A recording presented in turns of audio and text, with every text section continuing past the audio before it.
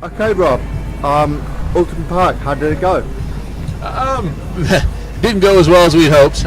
It was obviously a big effort from the guys to get the car rebuilt in time for the race here. So we had kind of hoped to try to do some testing prior to the race, but never got a chance to do it. So haven't really got our setup dialed in right now, and the conditions were changing all day long. I mean, it went from light rain in the morning to heavy rain in FP2, and then by quali it was completely dry. So for us, we were kind of chasing setup all day long, and we were kind of on our back foot. So didn't quite get the result in qualifying that we were looking for, but we think we've learned a bunch of stuff, and we're hopeful for the race.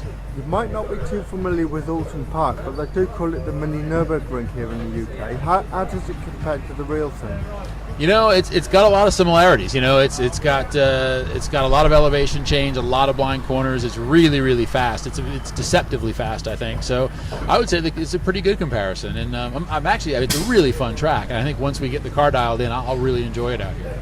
Okay, when we rebuilt the car, we laid it out slightly differently. And this weekend, I think it seemed to be a development exercise as much as a racemaking. We've got a homologation of the car coming up. What does that actually mean in terms of the S3 and the British Touring Car Championship?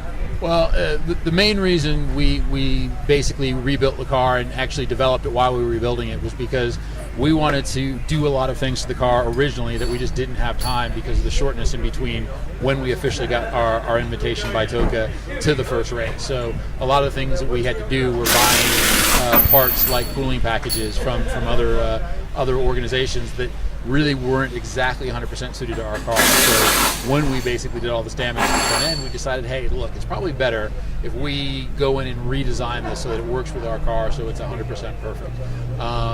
The urgency for that is that come after the midsummer break and around at Centerton, we have to officially homologate our car, which means all of our parts, anything that we're doing that's outside of the standard specification for NGTC has to be homologated, and it's frozen. So at that point, we're pretty much locked into whatever that car is. Now, after we've frozen our homologation, we have what they call jokers. We have 5 of those, which we can do 5 more changes. But that's when you really are limited in terms of what you can do, as opposed to now we're, I won't say unlimited, but we have a lot more freedom to develop parts. So what we're looking at is trying to get the car as close to where we want it as possible prior to the round at SNET and when we have to declare our homologations. Okay, sounds good. Sounds like it's a good thing for us to lead that, to develop the car. Yeah, I mean, from a long-term standpoint, yes, absolutely. I mean, the short-term would have probably been better for let's say, the race this weekend, because we would have thrown the car back together, we would have gotten it built, and it would have been built well, but we would have been able to go out and do some testing and be prepared for this race weekend. But in the long term, we wouldn't have had everything done for the homologation, and we would have been chasing that. So I think from a long-term perspective, it was the right call to do. Okay, back to Oulton Park this weekend. What can you do tomorrow? What are your hopes for tomorrow's races? Well, it's tough because we haven't really had a chance to work on setup because the weather has been so changeable today. I mean, it's raining now, it'll be sunny in 2 minutes, and so from our standpoint, it's been really, really tough to get set up right. So we're going to maybe make a few changes for the race tomorrow, but because we haven't had a huge amount of chance of testing, we're not 100% sure what a lot of these changes will do. So hopefully the car will get better and easier to drive, but until we get out there, we won't know. So our hope is to move up as far as possible on the grid and put on a good show for the fans. The weather forecast tomorrow, I think, is largely dry. Will that suit you better than the wet, do you think? Not necessarily. I mean, right now our car is actually working not too bad in the wet. And I think the big thing is that we've actually done 2 practice sessions in the wet. So we actually have a lot more setup now, experience in the wet than we have in the dry here. So I almost would prefer it to rain a bit, but we'll take what we can, what we've got, and then make the best out of it. Okay, Rob, 3 races, 2 not so bad. The third one looked promising, but ended in disaster. What happened? Yeah, well, we had an up and down weekend.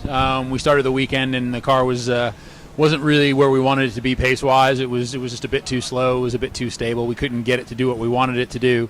So we ended up pushing real hard in practice. Rained both practice sessions. Got into qualifying, it dried out. So that was really our first dry laps here. Really struggled in qualifying. Went with that setup in race 1. So we knew that wasn't the quickest setup, but we knew we had a good baseline on it. So we went with that. Wasn't the quickest, but we managed to pick up a couple of places into P26. From there, we went into race 2 and decided to make some big changes because we knew what the car needed, and we were really kind of hoping that the changes that we made would work out. And they did. We ran our fastest laps of the weekend in race 2. We were 2 seconds faster than we were in qualifying. The car was much easier for me to drive. It handled better. It wasn't as nervous. So we did really good there and managed to move up to P22, even though we had to start from the back of the grid because we were a bit late to getting to the grid. So for me, that was a really good drive. I was really happy. It was probably the best pace I've had, since we've started the year. So that was really good and really optimistic leading into race 3. Unfortunately, the heavens had other things in mind. Mother Nature decided to kind of open up a deluge on us getting into race 3. Went to rain tires, as did most of the field, I think. Managed to avoid a lot of the carnage to the first lap. I think I ran a really, really, really good opening lap. Dodged a lot of stuff and made it up to P12 from P22 on the opening lap, which I was really happy with.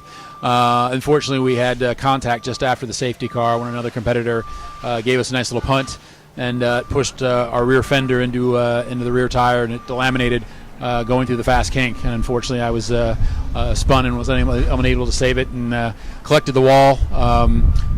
Didn't do any major damage to the car, nothing that will keep us out of Croft, but unfortunately that ended our race and our weekend. So a bit up, a bit down, and we'll take that into Croft. You're feeling okay? You're not hurt in the crash? No. It was nowhere near as the same crash as Donington. It was more of a light impact. It was just something that I was. The car started to spin. I chased it for a while and wasn't going to catch it, so we looped it and just kind of glanced the inside wall. The biggest damage is actually to the rear fenders where I got punted. Okay. We're now looking forward to the Nürburgring 24-hour race, I think. Yeah, we've got the Nürburgring 24 coming up in 2 weeks. We're running the Audi TTRS, which we've had some really great success with over the past couple of years. I've got Rob Huff, World Touring Car Champion, as my co-driver. He's actually doing double duty.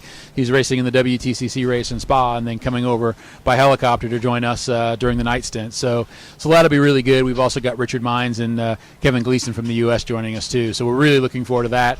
The car is really competitive. The driver lineup's competitive. So I think we're going to end up with a good result there.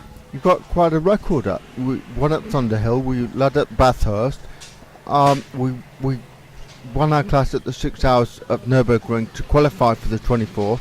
So the hopes must be really, really high. Yeah, the car's been good to us, and like I said, the driver lineup's been really good to us too. These are all guys that we've run with before. I mean, Kevin Gleason was with us when we won 25 hours of Thunderhill, so was Huffy, and then we went to Bathurst. Richard Mines was with us with Huffy as well. So we've got a really, really good good group of drivers and good car. So yeah, we're really optimistic for that. With all that driving around the Nürburgring, will you still have time to test the S3 before Croft, do you think? That's the plan. I mean, obviously, we've got to repair a bit of damage. I don't think that'll take more than a few days. So hopefully come maybe next week, maybe a day or two before we have to go to the 24, we'll get in a test day out here for Croft and then hopefully show up with a car that's much better suited to that track, and we can be more competitive from the word go. Okay, good luck at the Nürburgring, and we look forward to seeing you at Croft. Thanks, Mike. Appreciate it.